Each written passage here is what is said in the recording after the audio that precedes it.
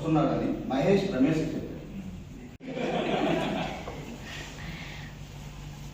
రాణికి అమ్మాయి పుడితే వాణి అని పేరు పెడదామని రమేష్ సురేష్ చెప్పాడు. దాన్ని చూడదు సార్, మీరు చెప్పేది కరెక్ట్ అనుకుని చెప్పేది అంతే. మీరెవరు మాట్లాడదు.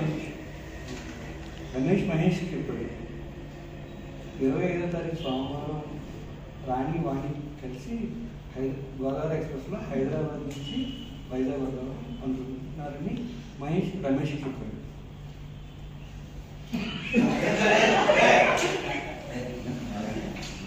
అర్థం చేసుకుని ఇన్సూరెన్స్ చెప్తాను. నేను ఇన్సూరెన్స్ చెప్తాను. మీరు అడగచ్చు, మీకు ఉంటే అడగచ్చు, లేదా ఆయన కావాలంటే చెప్తాను. మీకు వచ్చేసిన రాణికి పాప పుట్టింది. రాణికి పాప పుట్టింది రమేష్ అని రాణికి పాప పుట్టిందని రమేష్ మహేష్ చెప్పాడు. మహేష్ రైల్లో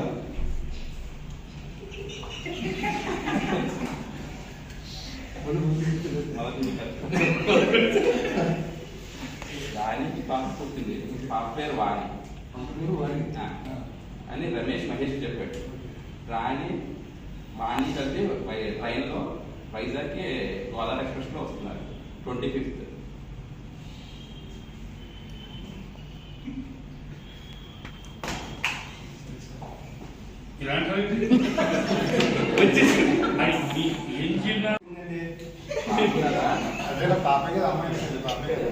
వాణి అంటే అమ్మాయి పేరు. రాణికి వాణి అనే పాప పుట్టింది. ఆ విషయం మహేష్ రమేష్ చెప్పాడు. రమేష్ మహేష్ చెప్పాడు. వాణి రాణి కలిపి హైదరాబాద్ నుంచి వైజాగ్ గోదావరి ఎక్స్ప్రెస్కి వెళ్ళడానికి నిర్ణయించుకున్నారని మహేష్ రాజేష్ చెప్పాడు. అది మణి చెప్పండి. రాణికి పాప పుట్టిందని రమేష్ మహేష్ చెప్పాడు. ఓకే, రమేష్ మహేష్ చెప్పాడు. ఫస్ట్ రమేష్ మహేష్ చెప్పాడండి. నెక్స్ట్ టైంలో మహేష్ రమేష్ చెప్పాడండి. మహేష్ రమేష్ ట్రైన్లో వెళ్తున్నారండి హైదరాబాద్ వైజాగ్. ఎవరు వెళ్తున్నారు? వాణి రాణి. ఇక్కడ రిలేషన్స్ ఓన్లీ క్యారెక్టర్స్ అంటే ఇన్ఫర్మేషన్ పాస్ అయింది. అందులో క్యారెక్టర్స్ రిలేషన్స్ గట్రా ఏముండవు. రాణికి వాణి అనే పాప పుట్టింది. ఆ విషయం రమేష్కి మహేష్ చెప్పాడు.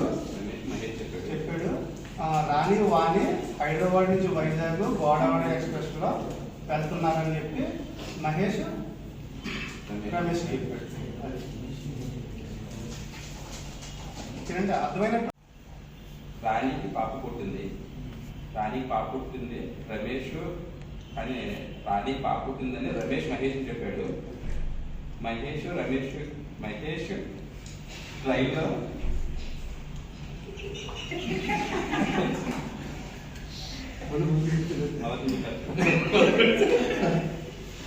రాణికి పాప పుట్టింది. పాప పేరు వాణి అని రమేష్ మహేష్ చెప్పాడు. వాణి కలిసి ట్రైన్లో వైజాగ్కి గోదావరి ఎక్స్ప్రెస్లో వస్తున్నారు 25th.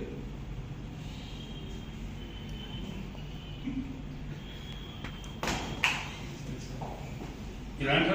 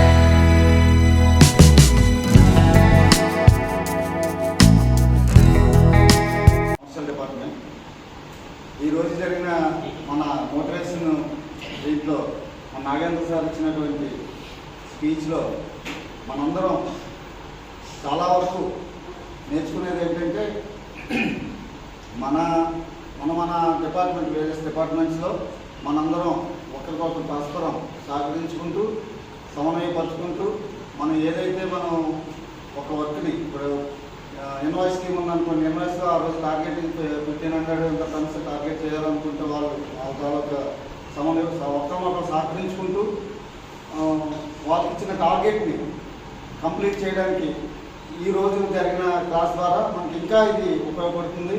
తర్వాత ఆయన దగ్గర నుంచి మనం నేర్చుకోవాల్సింది ఇంకొక విషయం ఏంటంటే, ఆయన జాబు వదిలేసిన తర్వాత ఏ రకంగా ఇబ్బందులు పడ్డారు, ఆ ఇబ్బందుల నుంచి ఆయన ఏ రకంగా అధిగమించి ఇప్పుడు ఒక సక్సెస్ఫుల్ ఒక లెజెండ్గా మనకి కనిపిస్తున్నారో, అదే ఆయన స్ఫూర్తితోనే మనం కూడా మనకున్న ఇటువంటి ఏమైనా ఇబ్బందులు ఉంటే ఆ ఇబ్బందులన్నింటినీ అధిగమించి మన తాలూకా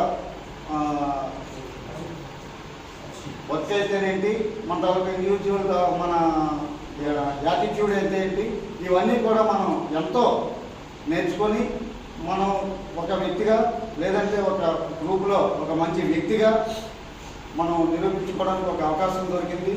ఇది మన జెమిని వారు మనకిచ్చిన అవకాశం. ఆయన స్పీచ్ వినడం కూడా మనకు ఒక అదృష్టంగా భావించాలని నేను ఆయన స్పీచ్ విన్న తర్వాత ఇది మనకు ఒక మైలురాయి అనుకోవచ్చు. మనం దాని ద్వారా మన తాలూకా వ్యక్తిత్వ వికాసం పెంపొందుతుంది, మన తాలూకా వర్క్ విధానంలో మార్పు వస్తుంది. తర్వాత మనం ఒకరినొకరు ట్రీట్ చేసుకునే విధానంలో కూడా మార్పు వస్తుందని నేను భావిస్తున్నాను. మనందరం కూడా అదే రకంగా అదే స్ఫూర్తితో మనం చేస్తున్న ఈ పనిలో ఇంకా ఎక్కువ నాణ్యతను చూపించి మనం ఎక్కువ మనమే అభివృద్ధి చెంది తద్వారా మన కంపెనీని కూడా అభివృద్ధి పరిచి ఒక అగ్రస్థానంలో నిలబడడానికి మనందరం పాటుపడాలని కోరుకుంటున్నాను. సార్ మార్నింగ్ నుంచి చెప్పిన క్లాసులన్నీ శ్రద్ధగా అర్పించాము. అందులో నాకు బాగా నచ్చింది ఏంటంటే కమ్యూనికేషన్ అంటే చెప్పడమే కాదు, వీళ్ళు అర్థం చేసుకోవడం కూడా. సపోజ్ మా ప్యాకింగ్లో ఏం జరుగుతుందంటే, ఒక ప్రొడక్షన్ చేస్తాం, అందులో ఒక సంథింగ్ ఒక డేట్ రావచ్చు, వెయిట్ రావచ్చు, ఏదైనా డిఫరెన్స్ లో వెయిట్ కొట్టినా లేకపోతే ప్రింటింగ్ మిస్టేక్ వచ్చినా మా టీమ్ లీడర్కి నా తప్పు లేదు వాళ్ళే తప్పు లేదు వీడిది అలాగా చెప్పుకోవడం జరుగుతుంటుంది. మా ప్యాకింగ్లో సార్ చెప్పడం వల్ల ఏంటంటే, నా వల్ల తప్పు జరిగిందంటే మై మిస్టేక్ అని వెళ్ళి మనం ఒప్పుకోవడం మనం ధర్మం. వేరే వాళ్ళ మీద తొయ్యకుండా, వేరే వాళ్ళ మీద నింద వేయకుండా మనం ఒప్పుకోవడం, మనం తప్పు చేస్తే మనం వెళ్ళి మన తప్పుని మనం కరెక్షన్ చేయాలి. డిపార్ట్మెంట్ అంటాను. సార్ మార్నింగ్ ఇచ్చిన మన ట్రైనింగ్లో కమ్యూనికేషన్ కోసం బాగా చెప్పారు. అసలు ఎలక్ట్రికల్లో జరిగేది ఏంటంటే, మేము ఒకటి చెప్తాము, నెక్స్ట్ అటు సైడ్ ఇంకోటి జరుగుతాము. సో ఇలాంటివి అంటే ఎగ్జాంపుల్ పరంగా మనకి సార్ చూపించారు మార్నింగ్.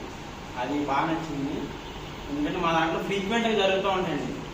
ఎందుకంటే మరి ఇది చేయంటే అది చేస్తారు, ఒక్కొక్కసారి ఒకటి చేయండి అది చేస్తూ ఉంటాం. లేదు మీరు ఇలాగే చెప్పారు, మేము ఇలాగే చేసామని అంటారు. సో ఇలాంటివి ఏంటంటే డైరెక్ట్గా మనం పర్సన్ని ఇంటరాక్ట్ అయ్యి చెప్పేది ఆ స్కిల్స్లో మాకు బాగా క్లారిటీ వచ్చింది. నేను చెప్పాను.